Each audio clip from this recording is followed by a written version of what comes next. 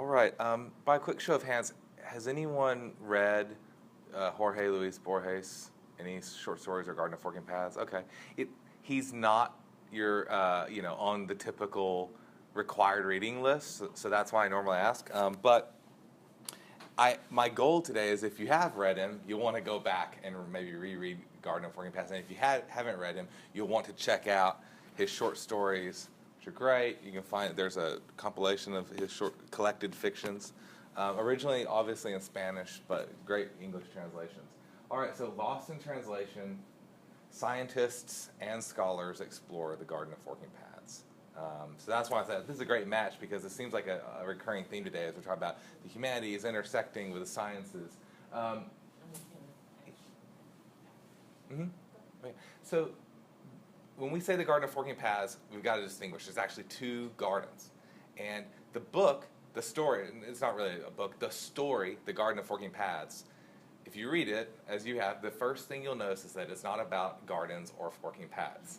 So why is it called Garden of Forking Paths? It's about a Chinese spy during World War I spying on behalf of Germany living in England. So why is it called the Garden of Forking Paths? Well, it's called the Garden of Forking Paths because within the story is contained a fictitious story that is referred to by the characters, written by this character's ancestor. Many, many years ago in China, a book that is called The Garden of Forking Paths, which is misunderstood, which is the shame of his family, because it's regarded by all to be a horrible book. The story contradicts itself, doesn't make sense, doesn't seem to end ever, just kind of keeps going around with different endings that seem to overlap or even contradict. So this is something he's deeply ashamed of, and through the course of the story, in the course of carrying out his clandestine mission on behalf of the Germans, will come to have a new understanding of what the fictitious Garden of Forking Paths is about. So we've got two Garden of Forking Paths. We've got the fictitious story called the Garden of Forking Paths, which is written in Chinese, referred to in the story in ancient text, which doesn't seem to make sense. And then we've got the story, the plot that we're referring to, called The Garden of Forking Paths, written by Jorge Luis Borges in Spanish in Argentina in 1941. And so I'll refer to these as the context and the content. The story I'm talking to you about, the fictitious Garden of Forking Paths, the content, is referred to in this way.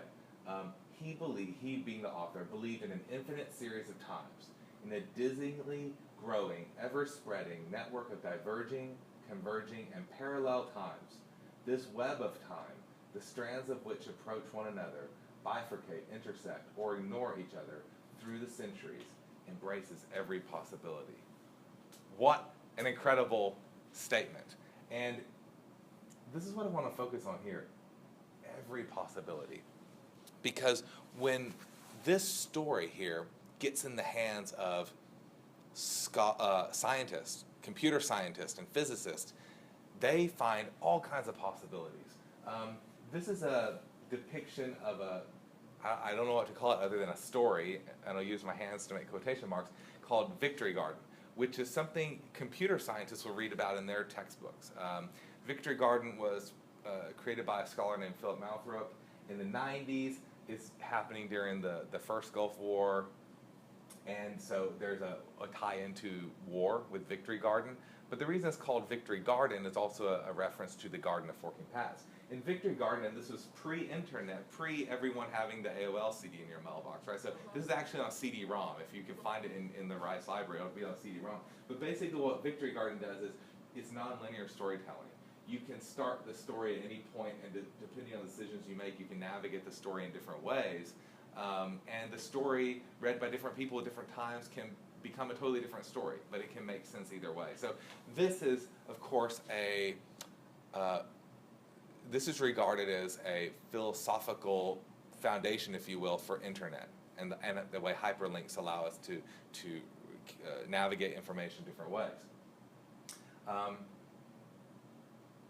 This is considers the Garden of Forking Paths as an inspiration because what did I tell you?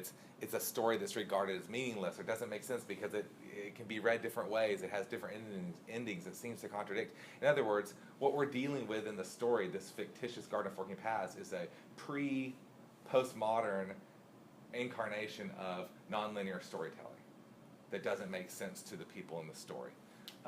It does make sense to computer scientists. It also makes sense to physicists. So this work you're seeing here, The Many Worlds Interpretation of Quantum Mechanics, comes out in 1956. So this is the first book that's sort of putting down on paper what we're all very familiar with now because we've all watched Cosmos and we all hear Stephen Hawking and we know about quantum mechanics and string theory and alternate universes. This is in the popular sphere now, right? But in 1956 it wasn't. And this book is one of the first books that introduced Hugh Everett's Many Worlds Interpretations. The preface to this book mentions Garden of Forking Paths. And the editors even wrote, once more the poet, referring to Borges, and he was actually a poet before he wrote short stories, once more the poet has preceded the scientist. So they read in the Garden of Forking Paths a story that can end different ways and is nonlinear and sometimes seems to repeat where it started and doesn't make sense. They see a fictitious interpretation of many worlds theory, of quantum mechanics, of every possibility, right? So you'd think that literary scholars like ourselves would be thrilled. Finally, we proved our worth to the STEM fields, to the guys on campus with the nice building and all the government funding. And especially a place like Rice, or where I come from, UT Dallas, this is like golden, right? We can finally show how in a left-brain, science-driven society, we've finally proved our worth, right? Well, not quite. The literary scholars who have tackled Garden of Forking Paths come to a very different conclusion. This is Robert Chikva, a quote from his paper. He says, the Garden of Forking Paths, the story, is anything but diverging paths and alternate possibilities and alternate universes. In fact, the plot is so linear. It's so straightforward. You have a person who says, I'm on the run, I'm a spy, but they found out my identity, they're about to catch me. He just happens to get a train ticket to the right place, just happens to get off at the right stop, just happens to run into someone who tells him exactly where to go, gets there the first time, happens to go to the right person the first time who's exactly who you need to find to carry out his mission.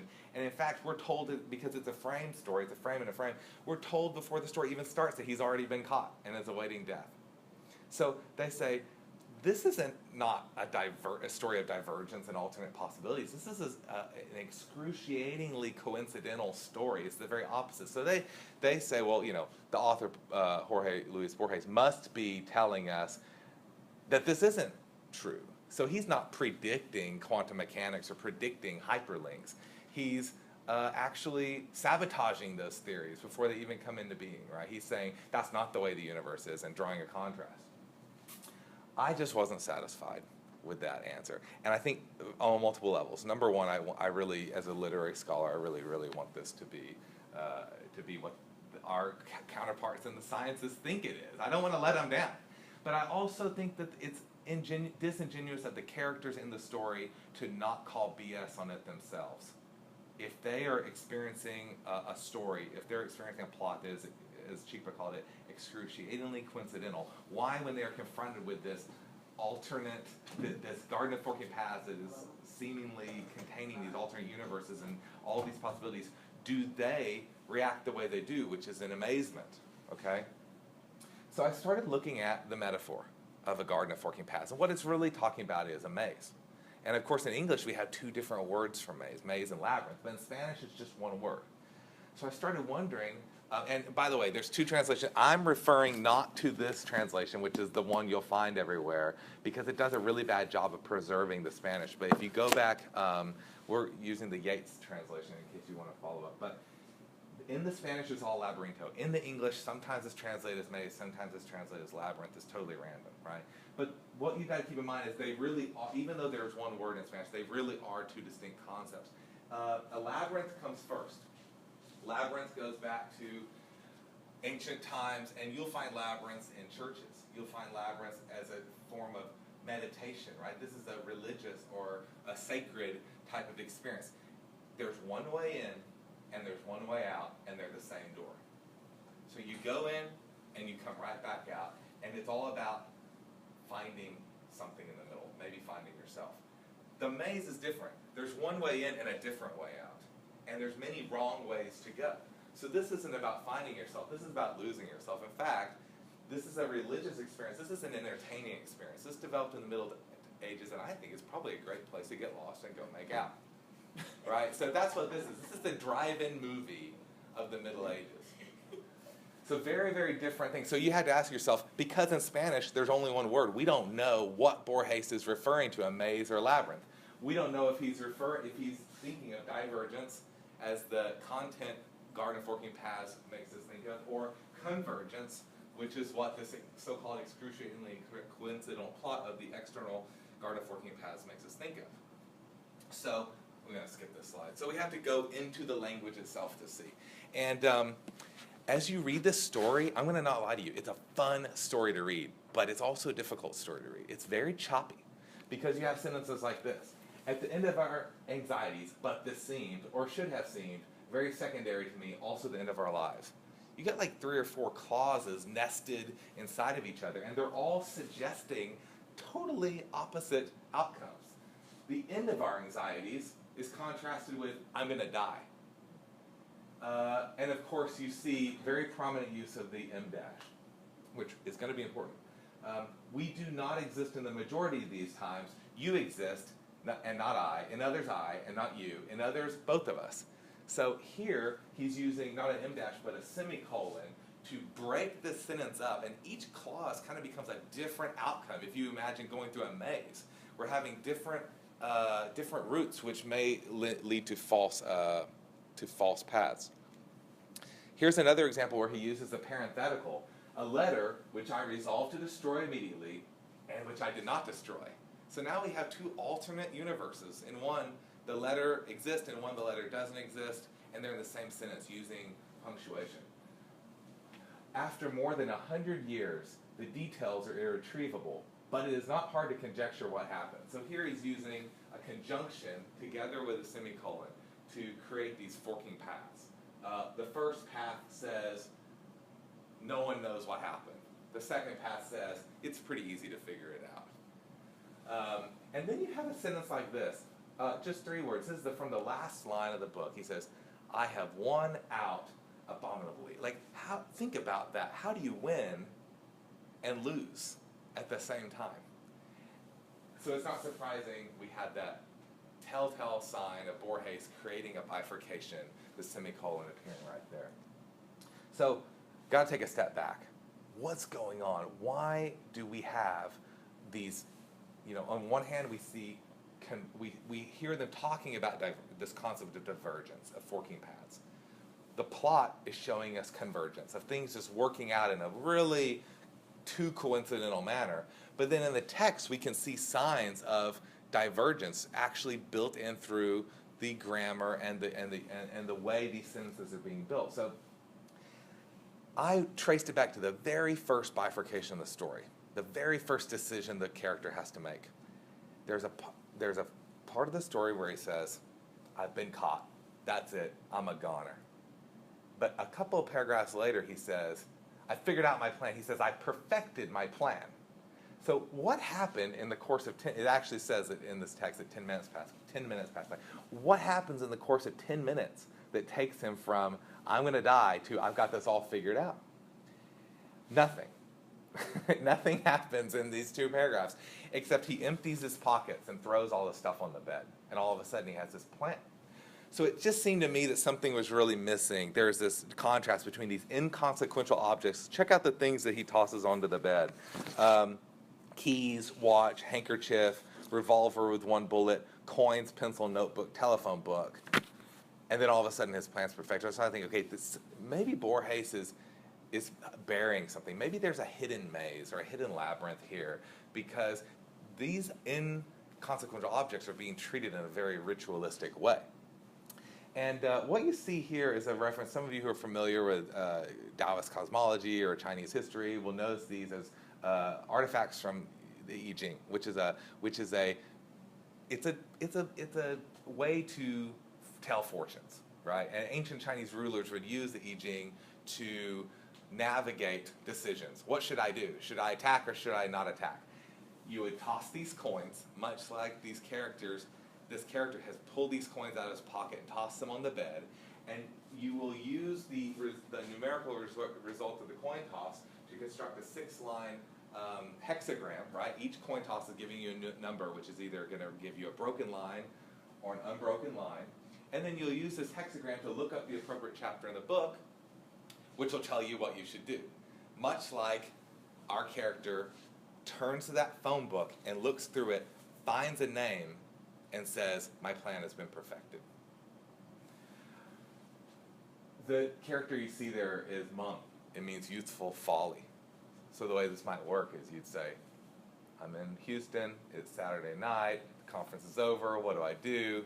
You toss some coins, you look up in the I Ching, and you pull out a youthful folly, and you go, I know, I'm going to hit the town. I know exactly what to do with that. So that's kind of to give you a sense, that's the way the I Ching works. These are the 8 trigrams that compose all 60, the combination of these compose all 64 hexagrams.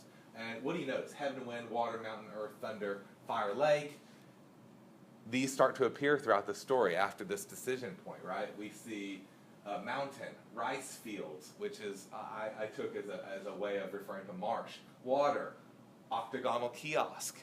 These things start appearing, and just when you think, no, they're not all going to appear, there's no fire, and Albert comes out with a lantern. There's no thunder, and then you talk about the music, sound of the music wafting through the garden. So you think, oh my gosh, all these elements are appearing. What's going on? And then you notice those are our familiar semicolons appearing again in this chapter, which start to become that eerie music in the movie that tells you something's happening here. Broken lines, unbroken lines. If you had to come up with a perfect piece of English punctuation or Spanish punctuation to symbolize or to put these broken and unbroken lines from the I Ching into text, what better symbols than the semicolon and the em dash? And when you back up and look at all 64 hexagrams, it does look very maze-like. So I think what's going on is that, and this is what this paper is about, is that Borges has basically overlaid the two models, the maze model and the labyrinth model, the convergence model and the divergence model, on top of each other. He's saying, if you will, the story is like a maze. There's not just one way. There are a lot of wrong, incorrect ways, but with this guiding force of the I Ching, the character can navigate it as if navigating a labyrinth. Never once making a wrong move. Never playing the wrong card or rolling the wrong dice. Or if you can think about someone going to a casino and every time they pull the handle, hitting a jackpot. All right, so just to wrap up, Borges wrote this in 1941, 16 years before quantum mechanics is even a topic. Certainly long before the internet or Tim Berners-Lee invented hyperlinks. So he couldn't have been referring to those things, and I'm not going to just throw out there that he's a prophet. I don't believe that. So what was he referring to? What was his model for something that could combine convergence and divergence? I think it had to be language. You know, Borges knew English. He was raised bilingual. Well, his biography is a very interesting topic, but for him, he would have known that labyrintho could be labyrinth or maze. And he would have known that in Chinese, it's migong. So he understood that every time you have a word and you translate it into a different language, you can never quite capture the original meaning. So you're both creating a convergence where you're bringing two languages together, and you're also creating a divergence because you're producing two different meanings. And this, is seen in the many different translations of this text, which is his own topic to explore. But you actually have different versions of this text where characters sometimes have different names. Albert sometimes calls Stephen Corbin, or different Chinese characters. Is this name Cui Pun, or is it Pun Cui, as in a different method of romanization? So I think the conclusion is that language and translation is the perfect metaphor for convergence and divergence being parallel paths rather than separate things.